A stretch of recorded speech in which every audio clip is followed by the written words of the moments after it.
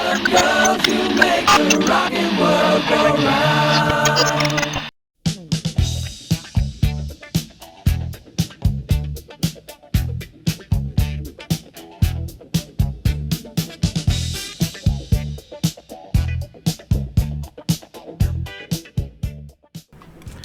Hello lovelies, it is D-Day for British perverts, so gather round, my lusty little libertines, my gusset moisteners and moistenees, my horny little munchkins, because the UK government, ever the crusty, clapped out, puritanical, wet cumsock of a bureaucracy that it always is, has finally decided that it's time to pull its withered hand out of its crusty pants and slap an age gate on your ability to watch consenting adults do the mattress mambo. That's right. Age verification is now required to access adult content online in Britain. And I mean, why not, I guess, when your entire country is already an Orwellian panopticon built out of crumbling concrete, CCTV cameras, misplaced imperial nostalgia, generational right-wing oppression and left-wing timidity encountering that oppression. Why not go the full fucking Monty and just start carding people to make sure they're old enough to spank it? Now, let's get one thing out of the way before some pearl-clutching tech-illiterate Daily Mail reader wanders in here like a confused duck at a rave. It is not a surprise to anyone, or at least it shouldn't be, that I am a huge pervert. Calling me a gooner, or problematic, or a degenerate will not faze me, so please don't waste your time, my time, or anybody else's time by cluttering up the comments with some of that bullshit. You know, I like a little struggle with my cuddle, a little bit of ooh daddy with my tickle. All consensual, of course. Safe words, aftercare, hot sweet tea and a biscuit, maybe a pink wafer afterwards. Yeah, I'm British, not a bloody animal. Also, I never went to a public boarding school, so my sadism is primarily performative and not a deep, abiding character flaw as a result of deep childhood trauma. And I'm associated with a bunch of other perverts as well. Writers, artists, game designers, mattress actresses, stunt cocks, trans people who work in adult entertainment, all of that. The sort of people that make smutty art that's actually good and fun and joyful. Not your bargain bin Eastern European fake taxi bollocks filmed on a potato in 2004. Actual, proper, artisanal, locally sourced filth. Ethically produced. The stuff with effort, panache, a sense of narrative and timing, a wry wink. People enjoying themselves fucking, which is fun. Porn with a plot, nipples with scene motivation. But why am I erect in this scene? But now, of course, the government has swooped in like a sanctimonious vulture with a clipboard to start regulating this stuff. And their idea of protecting the children is naturally, well, what were you expecting? It's naturally a grossly incompetent, privacy-invading, tech-illiterate solution that punishes absolutely everyone except the people that it's supposedly aimed at. Because, let's be real, kids aren't getting scarred for life from seeing a boob or seeing your mum's sword-swallowing act with a giant chorizo. If anything, the bigger trauma is going to occur watching the UK Parliament debate sex like it's something they read about once in a particularly judgmental issue of Reader's Digest. Maybe if you did a better fucking job at providing decent sex education, things wouldn't be as problematic as they are, and you wouldn't be able to pin the blame where it's not deserved. So what are we talking about here, really? Let's unpack it like a nervous teenager trying to tear open a condom wrapper for the first time. And let's start with a bit of a potted history of porn censorship in the UK, shall we? Strap in, but don't strap on. Probably, certainly not with leather, because that would be obscene. Oh no! La-di-fucking-da, you precious snowflake. Now, Britain has always had a deeply conflicted relationship with sex. On the one hand, we invented half of the filthy words and most of the kinks in circulation today. Again, thanks, public school system. And we practically turned innuendo into a national pastime. Mrs. Fnor, as the actress said to the bishop. On the other hand, we've got this hang-up about decency and proper public conduct. That's like an elderly vicar with a stick permanently jammed up his arse for non-recreational reasons, which no amount of sherry is ever going to dislodge. A nation of people who will guffaw at Benny Hill chasing lingerie-clad nurses around a park trying to sneak a grope, non-consensually, but then clutch their pearls the moment anyone mentions actual, genital contact. We're the land of carry-on films, Sid James's greasy chuckle, and postcards featuring bosomy women getting sprayed by garden hoses, which for once isn't really a euphemism, but not porn, for goodness sakes, no. Even the fucking Victorians were, fucking Victorians, actually less repressed up until Albert died, and then repressed on the surface and wildly pleasure-seeking just beneath the surface. Historically, our porn has been bawdy, ribald, cheeky, fun, humorous, but never really explicit. Not in the continental sense, anyway. Oh, those people on the continent, they're irredeemable, like animals. The most titillation you could ever hope for over here for many, many years was catching Maria Whittaker on page 3 of The Sun, baps out in all their glory, and perhaps if you squinted very hard and prayed to Priapus, there might be a rogue pubic hair making a bid for freedom around the gusset of her lycra bikini. That was a red letter day in every teenage boy's life, let me tell you. If you were a little bit more avant-garde in your perversions, say into bondage, then you had to settle for the rare occasions on which Soft Cell's Sex Dwarf video would be played at an unholy hour on MTV, or else cling to the brief, glorious moments when Jacqueline Pierce as Servalan on Blake 7 wore a rubbery dress and threatened people. That was it. That was your kink buffet, served cold and wrapped in brown paper and hairy string. Enjoy your crumbs, pervert. And then we had the whole video nasty thing, which kind of overlapped with the porn censorship thing. That one of many moral panics in the 1980s, when politicians thought that cannibal holocausts would turn your children into machete-wielding Satanists, and your suburban home into an all-you-can-eat buffet for, cannibals. So, of course, a full-blown crusade was launched against horror films, and anything, as a consequence, involving boobs, blood, or heaven forfend female pleasure. Porn got caught up in all of that too, already subject to laws that were abruptly enforced, harder than Gary Glitter in a creche. If you wanted to watch Sex with the Headless Corpse of the Virgin Astronaut, you had to go through more clandestine channels than a Soviet arms dealer. And yes, the carpet does get awfully sticky. Bootleg tapes were passed around like samizdat literature, secret swaps behind the bike sheds, digging something out of a hedge in the local woods that some pervert had left there. The home video era was basically a pornographic black market where you'd get a 10th generation VHS of Debbie Does Dallas that looked like it had been filmed through a snowstorm by a drunk cameraman with a loose cable. And then the internet happened. And with the arrival of modems and anonymity, all that censorship went straight in the bloody bin, didn't it?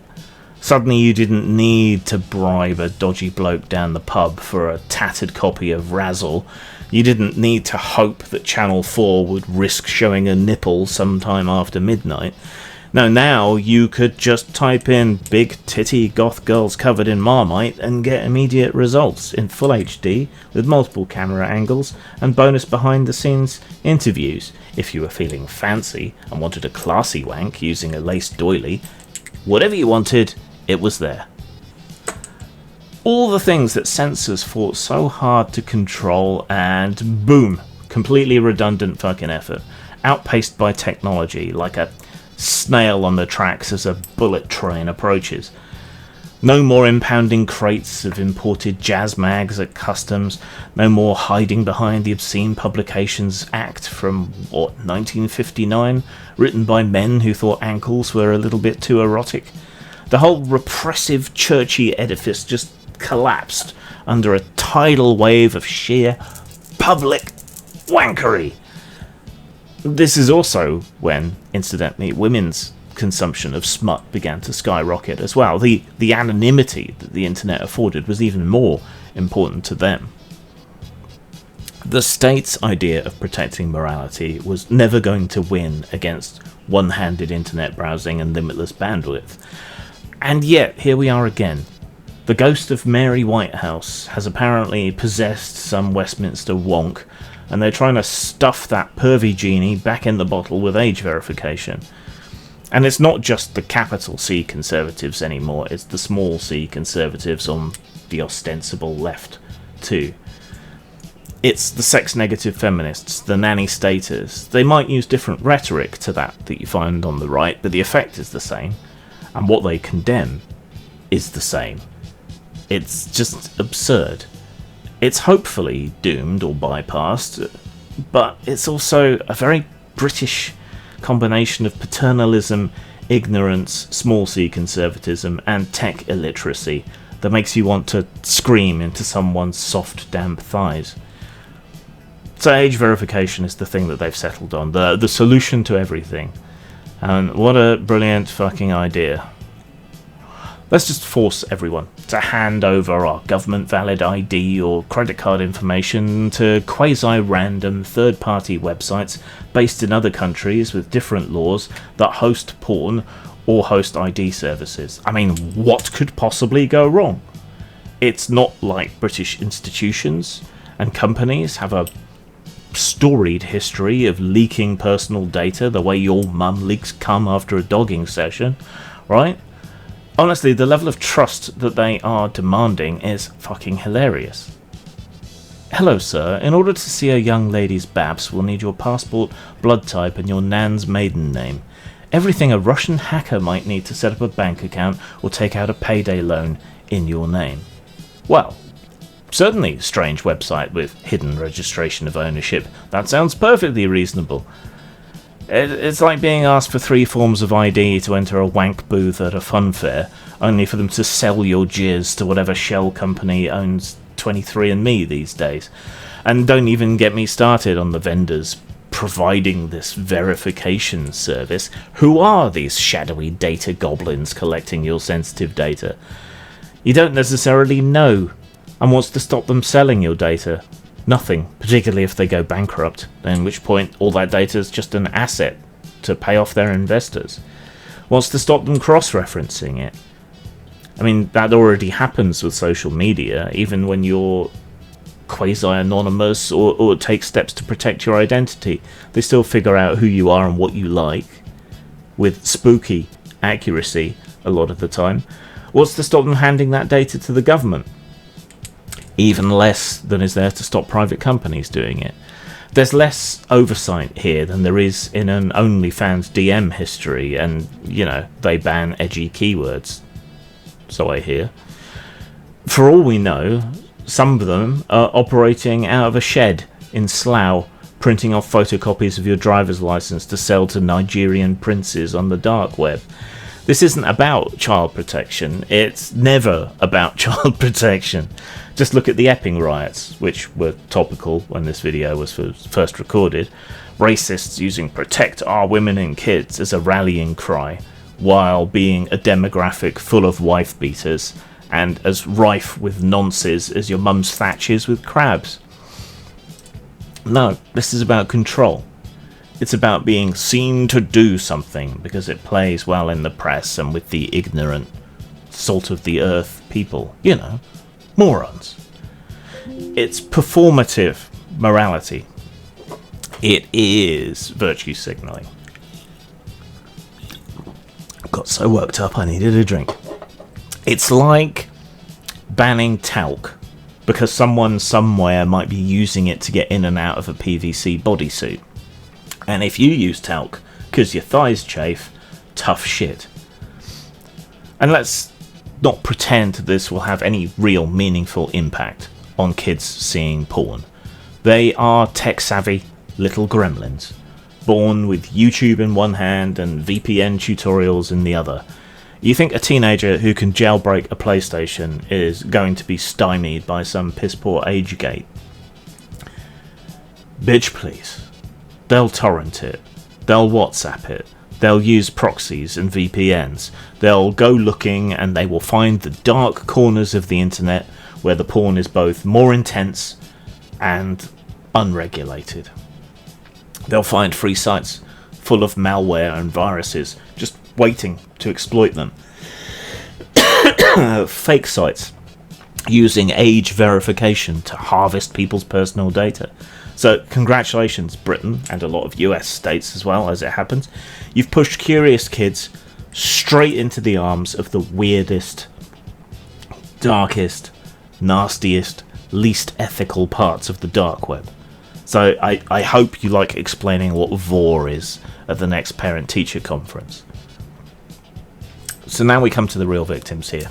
Us. The grown-ass adults who just want to enjoy a bit of saucy escapism after a long day of soul-crushing minimum wage labour and overpriced meal deals.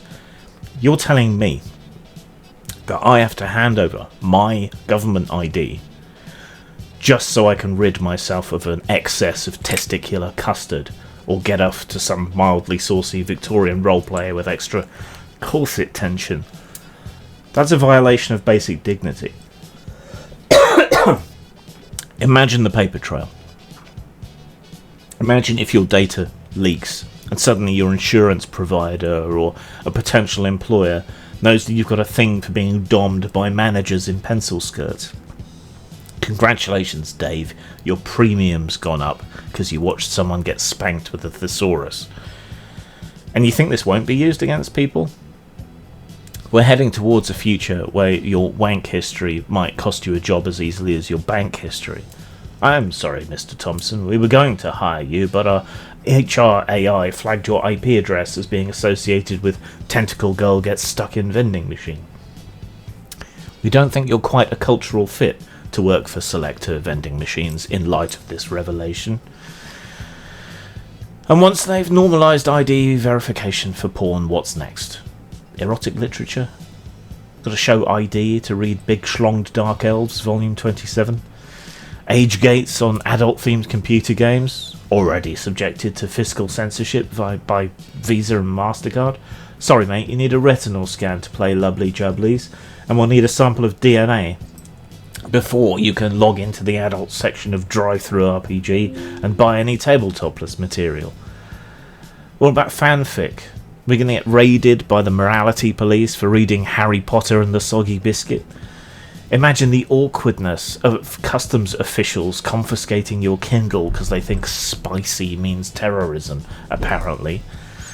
And this kind of censorship has a knock-on effect. It makes people afraid to create, to explore, to talk about sex, to be open and communicative about what they like, what turns them on, what they want from a partner. And that makes everything worse. It drives desire underground, it breeds shame, and it ultimately harms the very people that this policy claims to be seeking to protect. So here we are, another day, another bureaucratic clusterfuck designed by people who think Firefox is a sex act involving chili oil and a redhead. The porn crackdown is performative nonsense. It won't protect kids. It'll just make life harder for consenting adults who stick to the rules. It invades our privacy, it erodes our rights, and it makes honest kinksters feel like criminals, and it makes us vulnerable to further crackdowns on acts between consenting adults. It also opens the way for the recriminalisation of pornography as a whole, probably starting with kink, but certainly not ending there. if the government really wanted to help, if the public really wanted the government to help, then they would be driving investment in proper sex education. Not just the put the penis in the vagina bit, this is how babies are made stuff, but the stuff that actually matters, you know, consent, communication, safety, kink, and yet how to clear your browser history. Yeah, basic life skills. But of course they're not going to do that because a certain sector of society would hate that, and they would consider it left-wing indoctrination. Never mind that it cuts down on underage sex and teen pregnancy everywhere that it is enacted. It's easier to wag a finger than to lend a hand. And in the meantime, I guess we're gonna have to use VPNs, support our favourite creators, and for the love of bog, back up your bookmarks. They're coming for your fun, your freedom, and your filth, one bad law at a time. Stay safe out there as you can, my pervy little pumpkins. Keep it consensual, creative, and fun. And for the love of lube, don't give your ID to a porn site called Trustwank Limited. It's a red flag. Zang.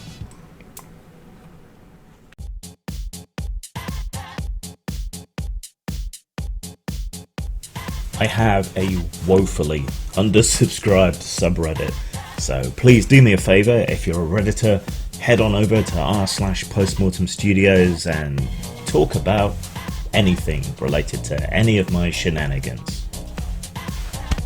Peace.